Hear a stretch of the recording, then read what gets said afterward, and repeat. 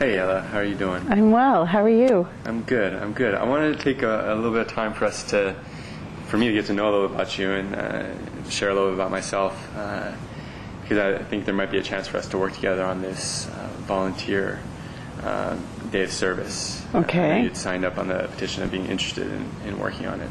So I just want to find out why'd you sign up? Why were you interested? Well, I really love the idea that this president is trying to unite people from all different, walks of life and persuasion around, one day where we're all coming together. So I thought that was something that this country really needed, and so because I thought I ought to support it. When did you first think that was important to do service? Why does service matter to you? I work for a faith-based organization, Oh, okay. and so clearly for my organization, which is the Episcopal Church, faith without works is dead. So it's an important part of my tradition to do service. Did you grow up in the church? I grew up in a sort of relaxed Jewish community, but I've come across the Episcopal Church recently. Did you grow up in the church? No, I didn't. I grew up in the Roman Catholic Church. Oh, wow. And but I was always I grew up in the Roman Catholic Church. I went to a Roman Catholic school, but I left the church when I reached sort of the age of consent. But I have always had a very strong experience of the divine, and when I finally decided I needed to pay more attention to that, the Episcopal Church for me represented a tradition that I thought would honor me in a way that God was calling me to. So that's why I joined that church. So how did you, what happened how did you first come across the Episcopal Church, and what was it about the Episcopal Church that well, I came east for school, and I I went to Babson College here in Wellesley. And where did you grow up? I grew up in Texas. I was born in El Paso, and I moved to Houston. My family moved to Houston when I was a young teenager. And I'd never really heard of it, frankly, the Episcopal Church. But for me, the big issue at that point in my life was around gender, and the idea that I wasn't sure that I could be part of an organization or a tradition that couldn't honor a leader who was a female. Oh, wow.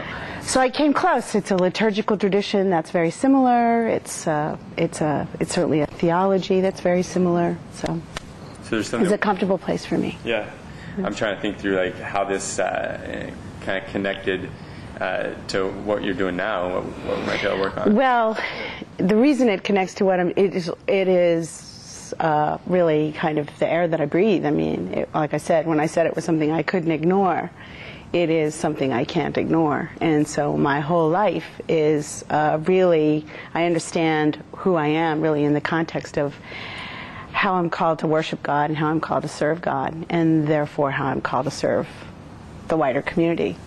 Hence my signing your petition. Yeah. Well, let me, forgive me if I'm being a little forward with this, but I just want to make an observation. My experience is not everyone in the church, and I don't know everybody in the Episcopal Church, but does stuff like this. The signing the petition. There may have been even that day some church members who walked by who didn't. So I'm wondering, when did you first start doing this? What was the first experience you had with going out and, like you're saying, living this faith? You know what? I think it happened slowly. It wasn't like I was automatically, raising the social justice banner as in my 20s, like, younger people like you. I think once I really started to take seriously that I was a mother, and that the world I was in was a world I was really leaving to another generation, it was a real wake-up call for me. I also had some experiences in my professional life that really kind of showed me that I could, take two very divergent paths. One that was all about me and kind of, enriching my bank account, or another one that was, very, very different. And I chose the only path I felt I could take. for me, when I was growing up, it was really in college that I first started. I grew up, I played sports. That was my thing. So I don't know. Yeah. And then I remember in college, I had my first experience of kind of what was going on in the world, similar to what it sounds like you're describing, of kind of looking out in the world, and got involved in a living wage movement on my campus to increase the wages of the janitors and service workers on the campus. So, and who were the people that you were working with there? Just your fellow students? Other students and some of the workers themselves. And so it was my first experience. Do you remember like the first time you actually did, went out and did something that similar to what we might be able to do with this service day, with getting other people involved? Well, I can tell you, I don't necessarily remember the first one, but I can remember one that was really very, kind of a very pivotal moment. It was fairly recently, too. It was around Katrina. My brother lost a house there. My brother lived there. And for me, that, helping organize my community here to really get serious about doing work down there was extremely, obviously that took on a whole different dimension because, I have, my younger brother was down there, and that was, I really felt like that was a very important moment in this country's history too, thinking about, just the kind of community who we are going to be to one another. And I just feel like somehow that was one of my wake-up calls, was that storm, and watching what happened to my brother Danny, and watching what happened to all the people that he worked with, and it's a terrible story. It's something that really hit home. Oh yeah, close to home for you, family. Yeah. So I kind of want to make sure I'm getting this. You grew up in the Roman Catholic Church in that tradition, and at some point it is kind of a progressive experience for you.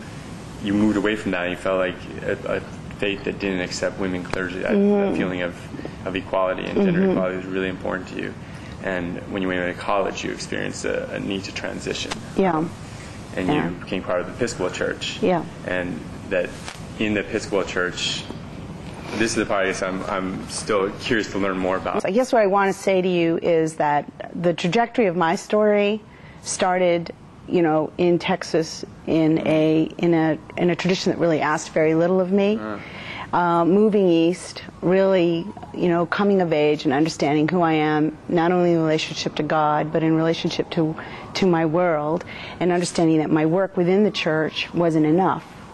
That if I was really going to be truly embodying what I believe and what I sense strongly in my life, I needed to go outside into the wider community. And my first real sense of that was around Hurricane Katrina and what transpired there, not only for my family but for the wider community. That for some reason, I got to see it up close and personal. I got to hear a lot of stories.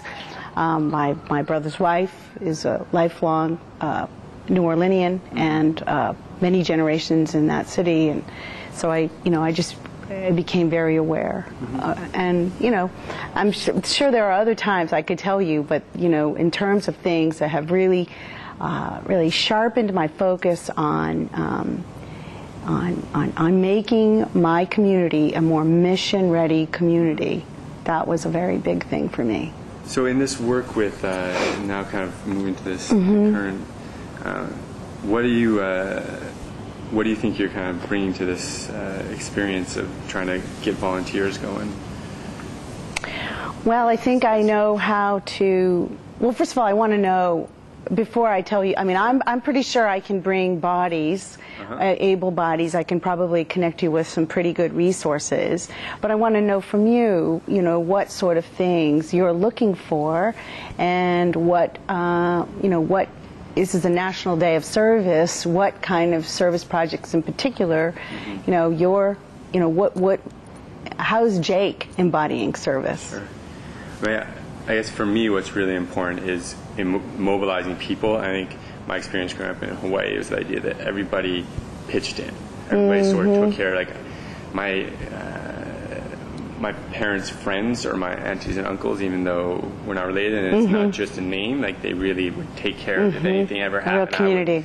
So that idea of everybody pitching in, I think, built this strong community there. And so that's one of the things that I really like to, that's what I'm interested in doing with this day of service, is really kind of having one day and then building on that. It's not just about this one day for me. And so I think that where this campaign is going to go is sort of up to you and me and others who are going to do the work on it. So I guess, I feel like we have some similar interests in really getting people involved in their community and outside of ourselves.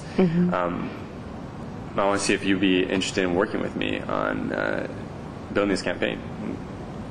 Yeah, I think, like I said, I expressed some interest.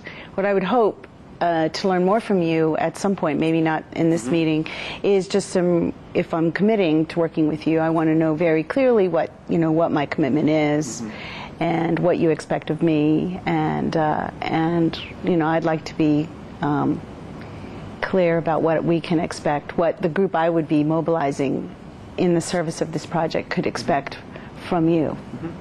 So those are all things that we're going to build together. I appreciate it. I want to be honest and up front with you.